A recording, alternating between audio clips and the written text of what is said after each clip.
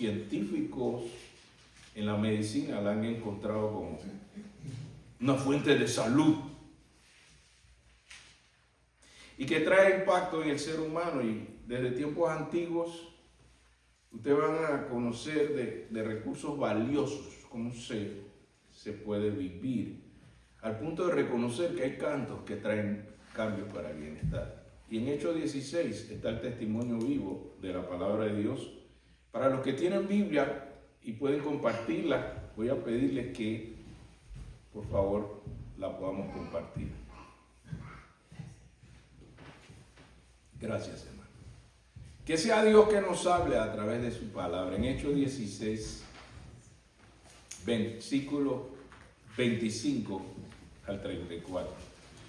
Dice así la bendita y gloriosa palabra de Dios. Pero a medianoche, orando, Pablo y Silas, ¿qué hacían? Cantaban himnos a Dios y los presos los oían. Entonces sobrevino de repente un gran terremoto, de tal manera que los cimientos de la cárcel se sacudían y al instante se abrieron todas las puertas y las cadenas de los presos se soltaron de todos. Despertando el carcelero y viendo abiertas las puertas de la cárcel, sacó su espada y se iba a matar, pensando que los presos habían huido. Mas Pablo clamó a gran voz diciendo: no te hagas ningún mal, pues todos estamos aquí. Entonces, pidiendo luz, se precipitó adentro temblando y se postró a los pies de Pablo y de Silas. Y sacándolos, les dijo: señores, ¿qué debo hacer para ser salvo? Ellos dijeron: cree en el Señor Jesucristo y serás salvo tú y tu casa. Y le hablaron la palabra del Señor a él y a todos los que estaban en su casa. Y él, tomándolos aquella misma hora de la noche, les lavó las heridas y enseguida se bautizó con él con todos los suyos. Y llevándolos a su casa, les puso la mesa y se regocijó con toda su casa. ¿De qué? De haber creído a Dios. Padre, habla tú, Señor. Tú conoces nuestras necesidades más profundas que aún algunas personas ni siquiera saben, pero tú sí las sabes, Señor. Permite que tu palabra pueda llenar cada necesidad en este lugar. Sea tu nombre engrandecido y cada uno bendecido. En el nombre del Padre, del Hijo y del Espíritu Santo. Amén. Ciertamente estamos ante una escena que pocos logran entender qué importancia tiene vivir en adoración y alabanza. Estamos cerrando este mes de énfasis de la adoración y algunos dicen: bueno, no es más cuestión de cantar. No, es más que eso. Es vivir una inspiración profunda que trae cambios de bienestar al ser humano. Y si ustedes quieren entender el contexto de que Pablo y Silas estaban como en una ópera o en un concurso de American Idol o algo así, no, ellos estaban muy maltratados. Y quiero que ustedes vean el contexto, que son los versículos anteriores, desde los versos del 11 al 24, para que ustedes comprendan que la condición en que ellos estaban no era como tiempo contento para orar o contento para cantar. Mire lo que estaba pasando en los versos anteriores. Verso 11 del capítulo 16 de Hechos. Mire lo que estaba pasando. Zarpando pues de Troas vinimos con rumbo directo a Samotracia y el día siguiente a Neápolis y de allí a Filipos, que es la primera ciudad-provincia de la provincia de Macedonia y una colonia, y tuvimos en aquella ciudad algunos días, y un día de reposo salimos fuera de la puerta, junto al río, donde solía hacerse ¿qué cosa? Oración. Hermanos, Jesús vivió una vida de oración y los discípulos supieron que la vida de oración era importante. Por eso el enemigo no quiere que usted tenga tiempo para orar, ni tenga ánimo para orar. Y los discípulos le pidieron, Señor, enséñanos a orar. De todos los milagros que Él hizo, enséñanos a orar. Y estaban en esta actitud de práctica, de forma de vida. Iban a un lugar a orar.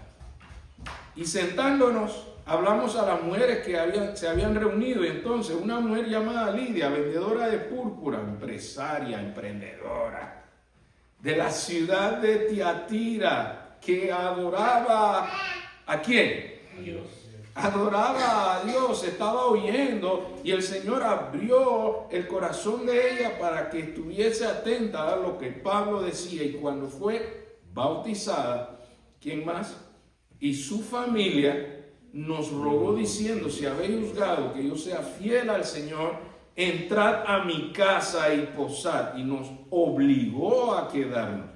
Aconteció que mientras íbamos en oración, aquí iban hombres suyos, y Dios hace lo demás. ¿Y qué ocurrió con los amos de esa mujer? Verso 19, pero viendo sus amos que había salido la esperanza de su ganancia, prendieron a Pablo y a Silas y lo trajeron al foro ante las autoridades. ¿Qué crimen? Le dañó el negocio. Y presentándolos a los magistrados, dijeron, estos hombres, siendo judíos, alborotan nuestra ciudad. ¿Qué hicieron? Y enseñan costumbre que no nos es lícito recibir ni hacer, pues somos romanos. ¿Qué hizo el pueblo? Y se agolpó el pueblo contra ellos, y los magistrados, ¿qué hicieron? Rasgándoles la ropa. Mano, eso no era quitarle la ropa decentemente. Rasgar es un acto violento. Se rompen las vestiduras cuando te las rasgan. Eso es lo que hicieron. Sus ropas fueron rasgadas. Y no conforme con haberle rasgado las ropas, ordenaron azotarles con varas. El versículo 23, los que conocen la historia romana, eran los más expertos en hacer sufrir sin que la persona muera. Daban azotes, pero que desgarraban la piel para que la persona sufriera sin morir. Así dice que el versículo 23, que no les azotaron un poquito, pero les azotaron, dice allí, mucho. Y los echaron en la cárcel, mandando al carcelero que los guardara con seguridad, el cual recibió este mandato. ¿Y qué hizo? ¿Dónde lo metió? Después de haberlo en el calabozo, ¿de dónde? De más adentro. Y además de meterlo en el calabozo de más adentro, había un mecanismo de seguridad que se llama el cepo, que sujeta los pies y las manos. Vestido rasgado es para poder darle azote que le hiciera mucho daño en la piel. Sus espaldas estaban muy laceradas, así que estaban esa piel rasgada en una posición muy incómoda. Cómodo es cuando cantamos en el baño, pero estar así atado con un cepo, las manos y los pies, la espalda rasgada, ¿usted cree que le da ganas de orar o de cantar? Mucho menos. Pero ellos sabían en quién habían creído. ¿Qué hicieron a la medianoche? Dice el versículo 25. Usted sabe que el enemigo te ataca y te golpea para que tú ni ores y mucho menos que cantes. Y Pablo y Silas, ¿qué hicieron a la medianoche? Están esas heridas ahí abiertas. Está esa posición tan incómoda. Y todavía, dice el versículo 25, ¿qué dos cosas estaban haciendo en esa posición incómoda, sufriendo, sangrando sus espaldas? Este es un ejemplo para nosotros que nos cuesta venir los miércoles a las 7 a orar. Ay, estoy cansado, he tenido un día tan pesado. Más pesado que el de Pablo y Silas.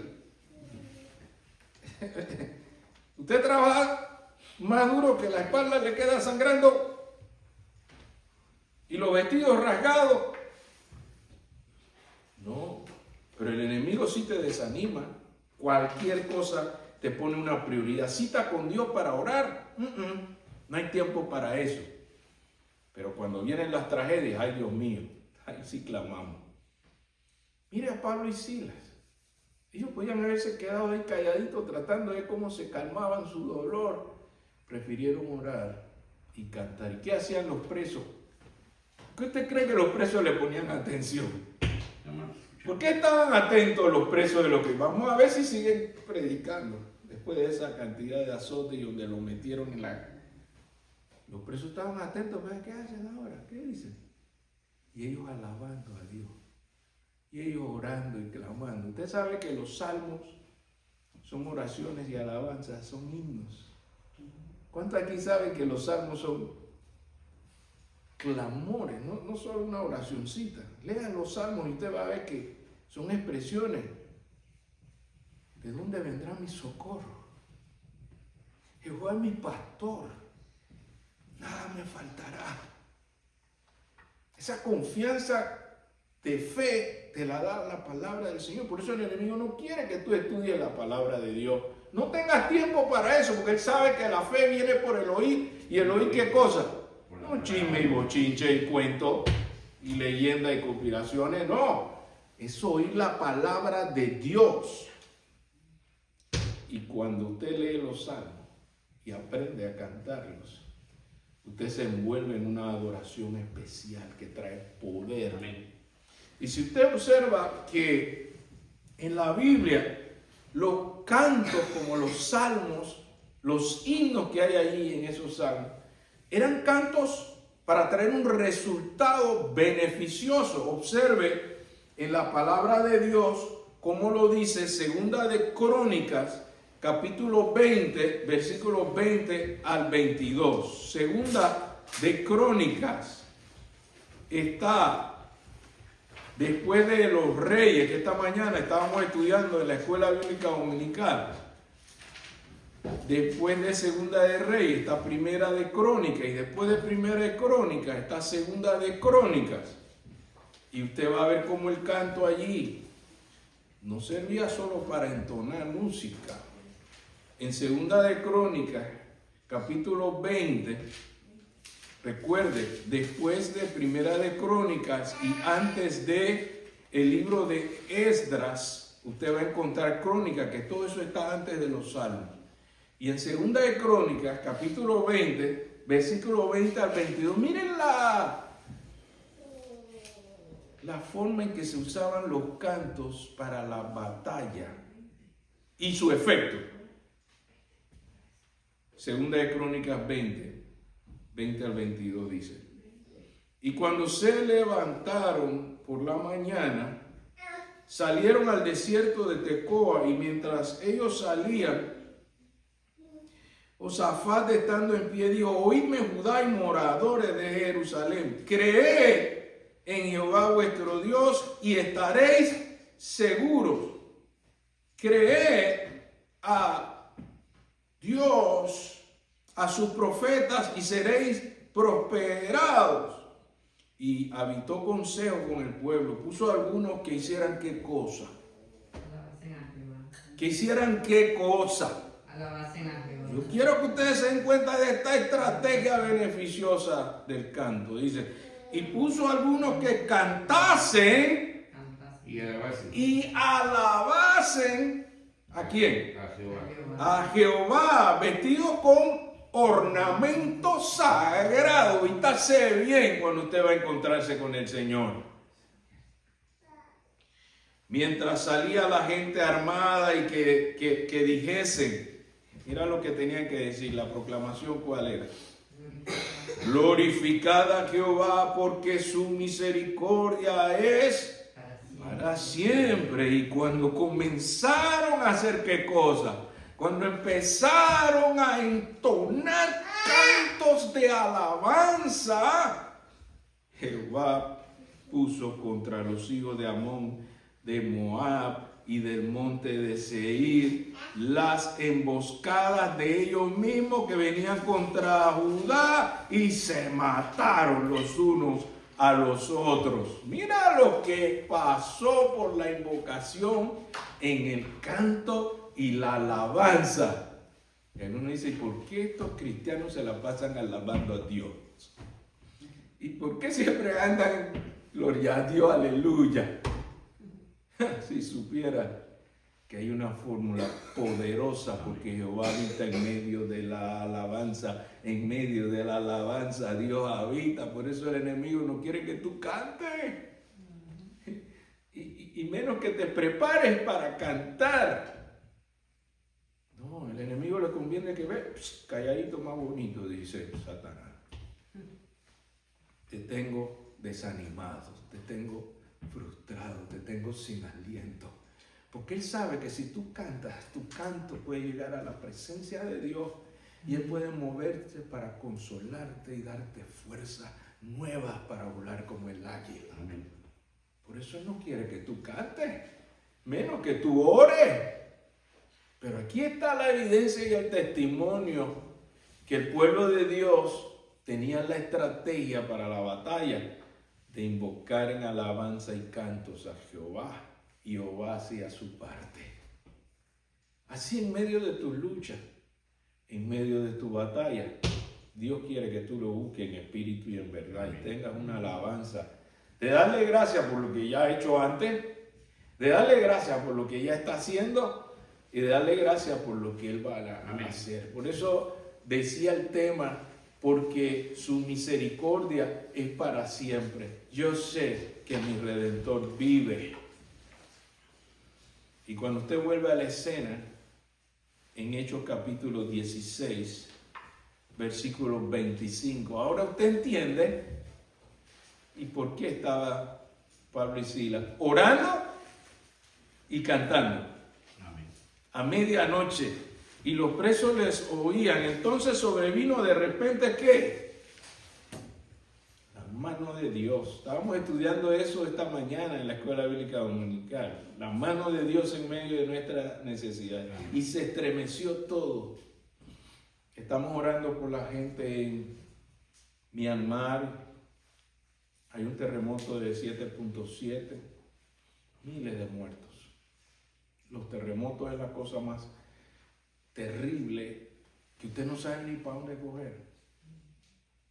Debemos orar por esas familias, están sufriendo mucho. Y este era el escenario donde el terremoto fue tan fuerte que las cárceles se abrieron, todas las cadenas, los cepos, todo lo que tenían atándolo se soltó. ¿Y qué ocurre allí? Verso 26, 27, entonces sobrevino de repente un gran terremoto, no era poquita cosa, de tal manera que los cimientos de la cárcel se sacudían y al instante se abrieron todas las puertas y las cadenas de todos, no de unos, de Pablo y Silas, de todos los presos. Ahora, estos eran presos, muchos de ellos condenados por su maldad, que podían ser personas muy terribles, pero no eran tontas. Quiere decir que teniendo la oportunidad, con las puertas abiertas, las cadenas sueltas, no podían estos presos salir y irse. Pero ellos no eran tontos. O los terminaba el terremoto, o los encontraban con un soldado afuera y ya sabía lo que le esperaba. Pero cuando estuvieron atentos a lo que Pablo y Silas estaban haciendo, cantando, orando y alabando, estos presos dijeron, es mejor estar aquí con Pablo, alabando a Dios, mejor nos quedamos aquí. ¿Y cuántos se quedaron ahí? Le dice Pablo al carcelero, que sabía que si esas cárceles estaban vacías, la vida de él estaba condenada, porque él era responsable que no se escapara nadie. Así que él dijo, antes que me maten, me mato yo. Y entonces él levanta su espada, desesperado, despertando al carcelero y viendo abiertas las puertas, verso 27, sacó la espada y se iba a matar, pensando que los presos se habían ido todos. Mas Pablo clamó a gran voz, aunque estaba ya bien adentro, no te hagas ningún mal, pues todos estamos aquí. Entonces, pidiendo luz, ¿por qué tenía que pedir luz? Se caen todas las antorchas, no hay luz, y él está en la cárcel, en el calabozo. Usted sabe, cuando usted está en un lugar oscuro y alguien está afuera, usted lo puede ver, pero ellos no lo pueden ver a usted. Y así estaba el carcelero, que él estaba en la parte donde había más claridad. Pide luz, después que le dicen aquí estamos todos, para ir a ver si es verdad que ahí estaban todos. Y cuando llega a ese lugar, ¿cuál era la actitud del carcelero, el encargado, el que inclusive participó en lacerar la espalda de Pablo y Silas? ¿Cómo llega a Pablo y Silas? Dice el versículo 29. Entonces, pidiendo luz, se precipitó adentro. Estaba estremecido. Ya no él no estaba temblando por el terremoto. Ya el temblor había cesado. Pero ¿por qué temblaba el encargado de la cárcel? ¿Qué lo tenía él tan conmovido? Es que él vio a todos estos presos, gente de mal haber, tranquilitos, apaciguados. Usted sabe que cuando el rey Saúl estaba conmovido por un espíritu que lo perturbaba, él llamaba a David y le decía que traiga el arpa y que cante. Y el espíritu malo se iba y el rey Saúl era consolado. Usted sabe cómo estaban todos esos presos ahí reunidos alrededor de Pablo. El carcelero no lo podía creer. Él estaba conmovido y temblando, dice, llega y se postra a los pies de Pablo y Silas. ¿Qué significa que él se postra? La actitud de postrar es poner la cabeza, la frente en el suelo. En toda la autoridad, la ley, policía, con todo el poder, estaba humillándose y reconociendo ciertamente ese poder que ustedes tienen. Merece que yo les llame señores. Fíjense que él usa esa expresión. Cuando él habla dice, ¿qué debo hacer para ser salvo? ¿Se dan cuenta que no se trataba solo de una canción o de una oración? Se trataba de un efecto y de un impacto espiritual en la vida del carcelero al ver la obra de Dios a través de Pablo y Silas, que él tuvo que preguntar, ¿en qué tono se canta? No, no preguntó eso. ¿Cómo se ora? Tampoco preguntó eso. ¿Qué fue lo que preguntó cuando vio la mano de Dios a través de estos siervos? ¿Qué debo hacer para ser salvo? Porque ese canto de ustedes y esa oración trae salvación. Así que díganme, ¿qué debo hacer? Y entonces ellos le dijeron ¿qué cosa? Le dieron un poco de enredo teológico y técnica misteriosa para ser salvo. Fue el plan más sencillo que Jesucristo nos enseña. Cree en el Señor Jesucristo y ¿qué va a pasar? No solo tú. Dios no solo quiere bendecirte a ti, Dios quiere bendecirte a ti y a toda tu familia. Y cuando ellos le dijeron eso, el verso 32 dice, no se quedó solo en decir el plan, pero explicar el plan. ¿Usted se da cuenta por qué tenemos estudios bíblicos los miércoles? Porque nosotros necesitamos entender bien el plan y cómo vivirlo y que sea Dios que haga la obra a través de nosotros. Por eso estudiamos. Él le dio el plan y luego el verso 32, ¿qué hizo? Se lo explica. Por eso estudiamos, hermano. Porque dice en el verso 32, y le hablaron la palabra del Señor, ¿a quién? A todos. A él. ¿A quién más se le explicó? A todos los que estaban en su casa. Verso 33. Efecto práctico, pragmático, de aplicación. ¿Qué hizo cuando él recibió el plan? Recibió la explicación. Hermano, la palabra de Dios no es para acumular conocimiento. Es para aprender sabiduría que lo lleva a la acción. Y mire la acción de este carcelero. Recibe el plan, se le explica y ¿qué hace? Verso 33. Y él, tomándolo aquella misma hora de la noche, ¿qué hizo? El que mandó a que los azotaran, el que le lastimó las espaldas, que estaban sangrando. Después de esa explicación, él no se volvió un hombre religioso, se volvió un siervo de Dios. Quiere decir que vivió la palabra. Su corazón fue tocado tan profundo que cuando él vio cómo él había maltratado a este siervo de Dios, decidió, verso 33, tomarlo aquella misma hora de la noche y le lavó las heridas, y además de eso, ¿qué hizo? Fue bautizado. ¿Con quiénes más? ¿Quiénes más se bautizaron con el carcelero? Bueno, la fe sin obra es muerta, pero la fe en acción es obediencia. Y ese es un testimonio de obediencia. Cuando usted acepta a Cristo como su Salvador personal, dar el paso del bautismo. ¿Cuántos le creen a Dios que aquí un canto y una oración trae un gran beneficio? Y llevándolo a su casa, ¿qué hizo? Convivencia, hermano. No es que Dios te bendiga, vaya con Dios, voy a irte en tren si quieres. No. Hay una comunión, hay una relación.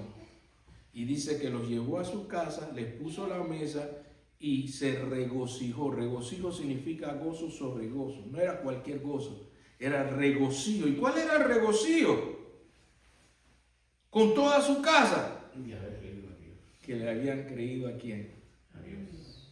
Usted esta mañana está recibiendo la bendición de Dios en la palabra. Para que usted le dé más importancia a la oración y a la alabanza y a la adoración. Y que no se quede allí en palabras, sino en obediencia. Pídale a Dios que te dé el querer como el hacer por su santa voluntad. ¿A quién usted complace cuando usted obedece la palabra de Dios?